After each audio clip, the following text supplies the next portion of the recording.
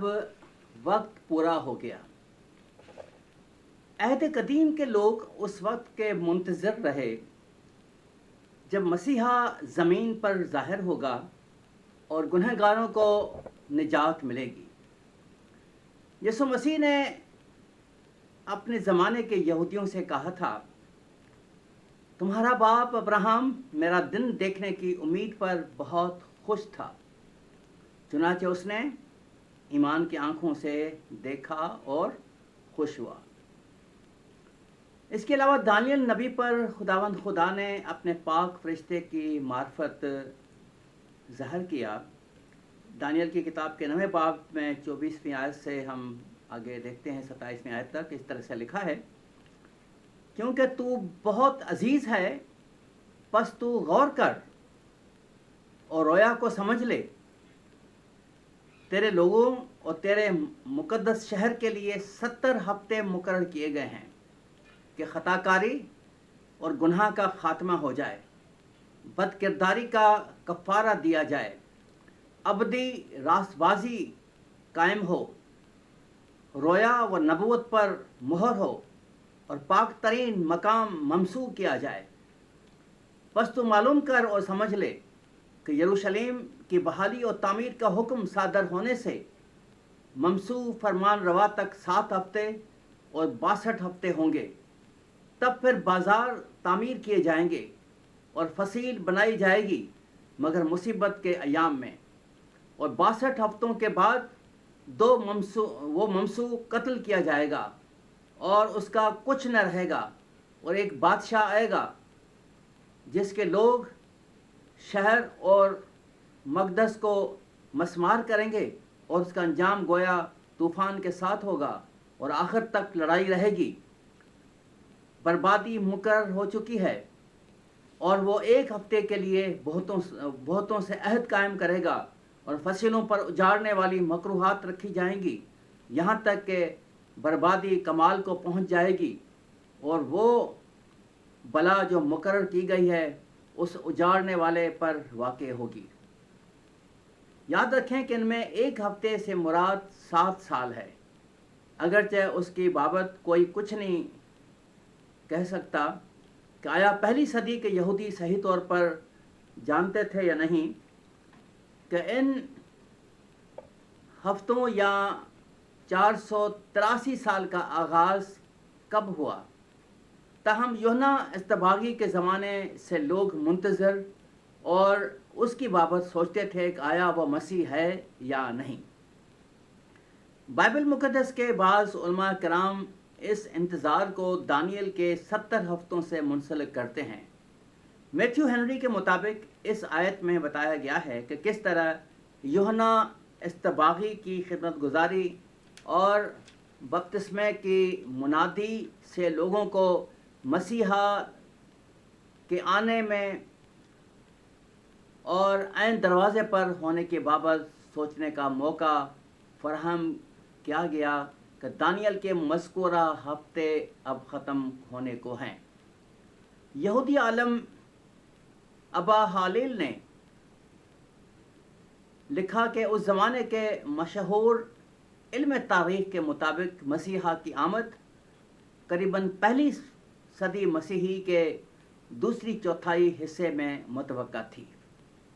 अगरचे इल्म तारीख़ ने यहूदियों को मसीहा के ज़हूर के वक्त का सही इंतज़ार करने पर उभारा, ताहम यसु के मसीहाई का यकीन दिलाने में कोई मदद नहीं की। अपनी मौत से करीबन 1 साल पहले यसु ने शागिर्दों से पूछा, लोग इब्ने आदम को क्या कहते हैं? उन्होंने कहा, बाज़ यूहन्ना बपतिस्मा देने वाला कहते हैं, बाज़ एलिया, बाज़ यर्मिया या नबियों में से कोई। उसने उनसे कहा, मगर तुम मुझे क्या कहते हो? शमौन पतरस ने जवाब में कहा, तू जिंदा खुदा का बेटा मसीह है। इस मौके पर यीशु मसीह ने इस इकरारुल ईमान की वजाहत करते हुए कहा कि मुबारक है तू शमौन बर योना, क्योंकि यह बात खून और गोश्त ने नहीं बल्कि मेरे बाप ने जो आसमान पर है तुझ पर ज़ाहिर की है। हमारे पास इसका कोई रिकॉर्ड मौजूद नहीं कि यीशु ने कभी खुद को मसीहा साबित करने के लिए علامتی ہفتوں کی پیش گوئی کا استعمال کیا ہو۔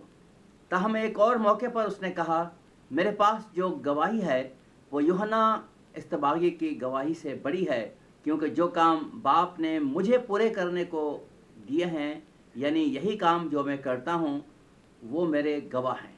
باپ نے مجھے بھیجا ہے۔ عزیزو، ہم ان باتوں سے کیا سبق حاصل کرتے ہیں؟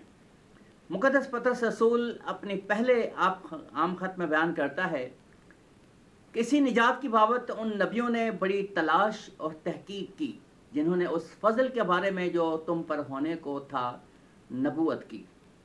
انہوں نے اس بات کی تحقیق کی کہ مسیح کا روح جو ان میں تھا اور پیشتر سے مسیح کے دکھوں کی اور ان کے بعد کے جلال کی گواہی دیتا تھا، وہ کون سے اور کیسے وقت کی طرف اشارہ کرتا تھا۔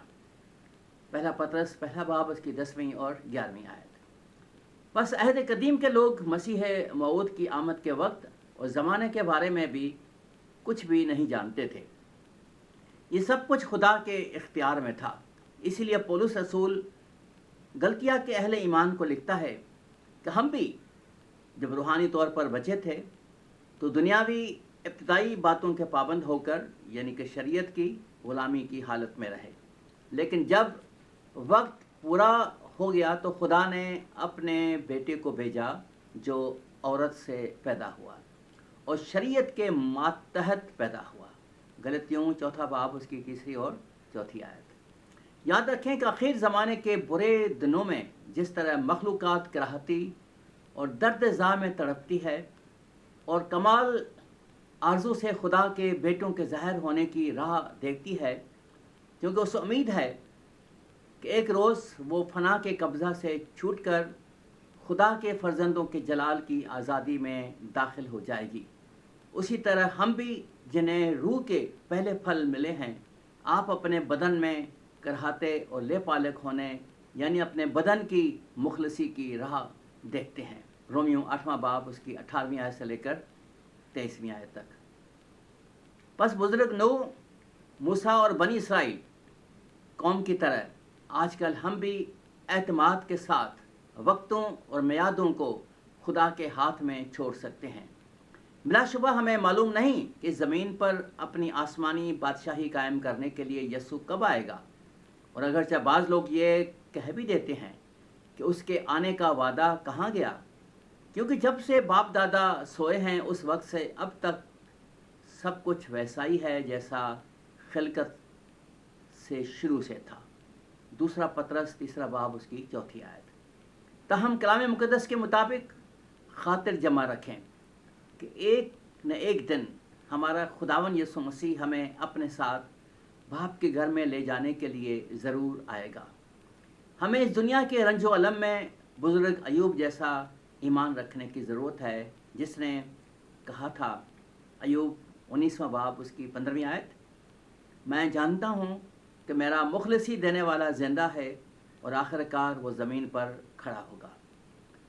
پولس رسول نے اپنے روحانی فرزند تیموتھیوس کو پاسبانی خط میں لکھا، پہلے تیموتھیوس میں اس خدا کو جو سب چیزوں کو زندہ کرتا ہے اور مسیح یسوع کو جس نے پنتس پلاطس کے سامنے اچھا اقرار کیا تھا، گواہ کر کے تجھے تاکید کرتا ہوں کہ ہمارے خداوند یسوع مسیح کے اس ظہور تک حکم کو بے داغ اور بے الزام رکھ، جسے وہ مناسب وقت پر نمایاں کرے گا، جو مبارک اور واحد حاکم، بادشاہوں کا بادشاہ اور خداوندوں کا خداوند ہے۔ بقا صرف اسی کو حاصل ہے، اور وہ اس نور میں رہتا ہے جس تک کسی کی رسائی نہیں ہو سکتی، نہ اسے کسی انسان نے دیکھا ہے نہ دیکھ سکتا ہے۔ اس کی عزت اور سلطنت ابد تک رہے، آمین۔ خدا ہم سب کو برکت بخشے، آمین۔